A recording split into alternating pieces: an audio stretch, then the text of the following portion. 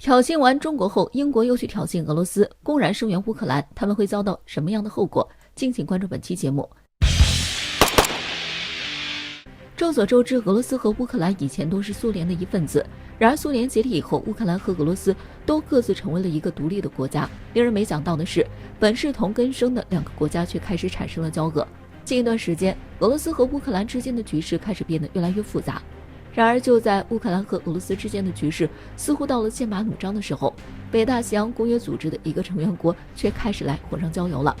据俄罗斯卫星通讯社报道，英国方面的消息人士表示，隶属于英国皇家海军的一艘反潜护卫舰和一艘驱逐舰将会于5月份进入黑海地区。他们此行的目的就是为了声援乌克兰。据了解，这2艘英国军舰将会离开英国皇家海军在地中海地区部署的航母编队，最后经过博斯普鲁斯海峡进入到黑海地区。不得不说，英国皇家海军的这一举动非常危险。近日，俄罗斯方面宣布，他们将会封闭俄罗斯周边的部分海域。有些人认为，俄罗斯的这一举动就是做给乌克兰看的，并且是在警告一些声援乌克兰的国家。令人没想到的是，就在俄罗斯刚提出这一计划的时候，英国皇家海军就准备来了。虽然说英国皇家海军应该不会进入到俄罗斯所封闭的部分海域中去，但是他们的这一做法却是带有挑衅的成分，并且公然声援乌克兰也是在挑战俄罗斯的底线。不得不说，英国皇家海军在这段时间内确实有些膨胀了，在挑衅俄罗斯之前还做出了一系列挑衅我国的举动。前不久有消息称，英国皇家海军的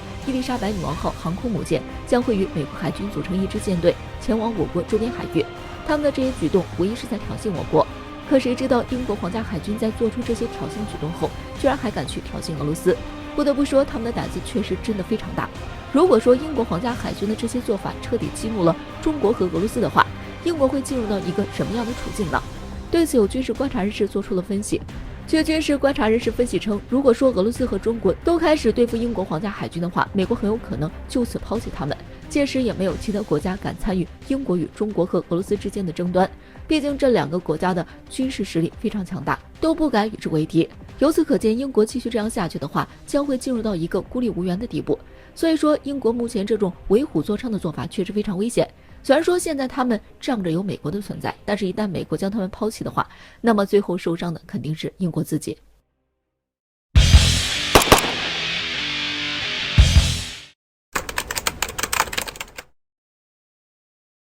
为了战胜中国，美军在一次推演中妖魔化自己，最后靠臆想战胜中国。如果真的开战，中国有胜算吗？敬请关注本期节目。近段时间以来，美国军方与中国军方之间的交锋越来越激烈。美国海军除了打着航行自由的旗号频繁进入我国周边海域之外，还一直在进行针对中国的大规模作战兵器推演。早在2018年和2019年的时候，美国军方就以我国南部海域和海峡冲突为导火索来进行推演，但是他们这2次推演的结果都是美军惨败。然而美军却在去年的一次推演中战胜了中国。据媒体报道，美国去年的推演就是以中美海峡作战为背景的推演。在推演过程中，美国军方有力地阻止了中国解决历史遗留问题的脚步。然而，令人没想到的是，美国军方这次却是靠臆想来战胜了中国。据了解，美国军方把这次模拟战争定在了2030年，中国解放军正准备解决历史遗留问题，美国军方的任务则是阻止中国解放军解决历史遗留问题。在这次战争中，美国和中国双方都没有使用核武器。值得一提的是，美国军方在这次的大规模作战兵器推演的时候，在自己的部队中加装了很多目前都不存在的武器装备，其中就包括美国军方此前提出的由运输机空投的制导弹药、大量无人机组成的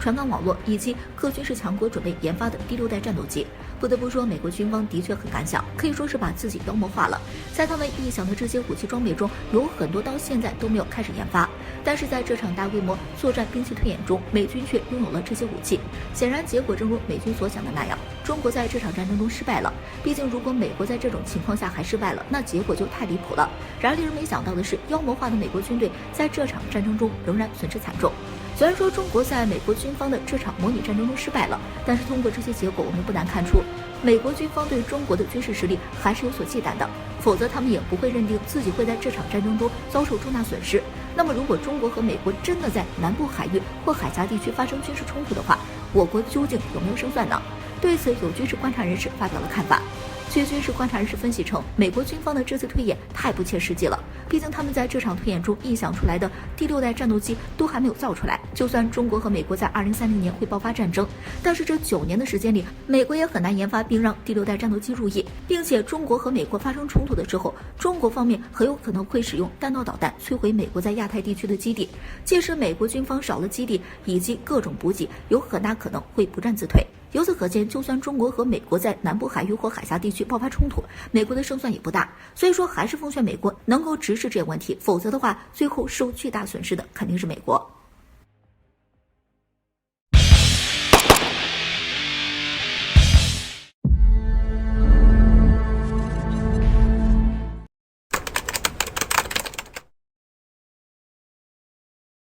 武器禁运被解除之后，为何说中国和伊朗此协议一签订将会打开了歼10C 战斗机的出口之路？敬请关注本节目，了解详情。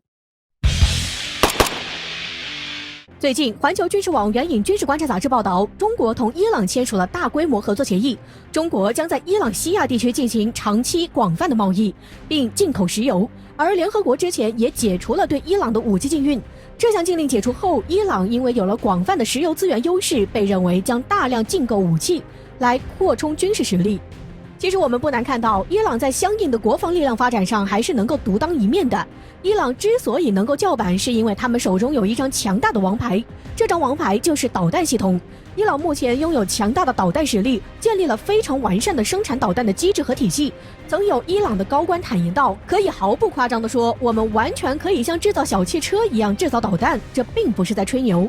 从这位官员的话中，我们听得出他们对导弹有多自信。但是伊朗有一个显著的不足之处，就是缺乏战斗机。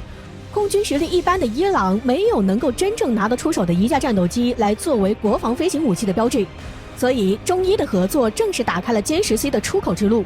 因为伊朗需要进口大规模的战斗机来弥补他们在空军实力的不足。歼10C 是一架我国自主研发的超高音速战斗机，这架战斗机采用的是单引擎喷气式发动机，这在制造成本上远远低于类似的俄罗斯苏35等重型喷气式发动机，拥有超高的作战能力和续航，操作成本低廉，而生产规模也是远远大于了俄罗斯的所有战斗机。自2018年以来，我国已经有200多架歼10C 战斗机服役，所以这些也是伊朗可以选择歼10C而不去选择苏35类型战斗机的原因，能够帮助伊朗更多的减少在军事上的资金开支，将对伊朗更有利。